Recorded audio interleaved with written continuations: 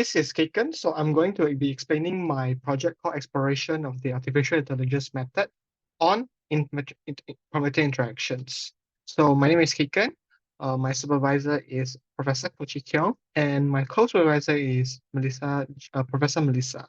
So need to acknowledge thank you to the Professor Melissa Lab for providing us with a novel neural network framework called CHINN, which is Chromatin Interaction Neural Network, that they provide us in order for us to do this explainable artificial intelligence. Other than that, we also need to provide thanks to like Professor Ko and Professor Melissa during this whole journey of the FIP. So first, I'm going to introduction like what exactly is explainable artificial intelligence. So it's actually very straightforward. You can think of it as like AI system that actually is very to understand what it is thinking. So in a sense, can be interpreted by its user. And user in here can mean a lot of things. It could mean a customer who we're going to provide a service for. It could be a data scientist who is trying to understand how the inner workings of the AI system could be. So why is this important? Because you can see it nowadays, the AI development is very, very critical. It is being to a lot of areas of our life already. It is being a service, especially in the customer service product, such as like weather prediction, uh, even to the even more severe one, you could say like a healthcare prediction, cancer prediction. Now, these are very important.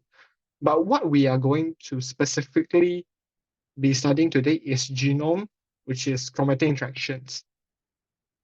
Now, what our problem statement is, we want to investigate the existing uh, explainability approaches that already exist in the market so that we can want to increase the interpretability of the genome biology, which is the CHINF. And we want to mention that we want to also see like, okay, if we successfully use it, how great is the result of those ASI method in the existing to the existing CHIN framework. Yeah, basically that's our problem statement, and this is the project plan. So first of all, our proposed solution is we actually want to make a dashboard that already contains a bunch, not say a bunch, but a lot of just of different kinds of method already existing for the uh, data scientists so that they can actually easier to use. We want to make a one-stop solution. That's our envision in this project. And why is that? Because there's so many methods already existing in the market. It could be like Line, you have your Shap, you have your uh Alabai, and yeah, you have a lot of those. And it could be actually time consuming to actually like study each of them and what I mean is not just the theoretical side, actually more on the approaches side. Like you want need to code it actually. It could actually make more sense to let the sense to just take those method that are actually available, make it easier for them to use so that they can actually get that result easier and provide more value or like get better results. And before we get into like our solutions, we need to mention like one of the important part of our solutions also, which is shape. So why is shape is important? You can think of shape actually as some sort of feature importance. Uh, but what is different between feature importance? It is actually it consider different combination of the features and using like some game theory approach to make sure that he can assure that fair attribution to each feature means that each feature is getting tested fairly. And below there, you can see an example of like one of the visualization of the shape values. And there are few factors here you need to look at. There's base value, there's also the FX. So base value means the average of the model. So that's basically where we started. And as new feature getting introduced, we can see that actually the base value get pushed down or it can get pushed up. So you can see that actually second of views actually lower the accuracy and complaint actually increase the accuracy here. So and so on and so forth, the result is 0.34. So that's basic how Sharp works. So in this case, we're using the framework called Flash and Dash because we're using Python. So make sure makes sense to use a Flash because it's very lightweight, it's easier to use, and Dash because of this like visualization image better plot is great.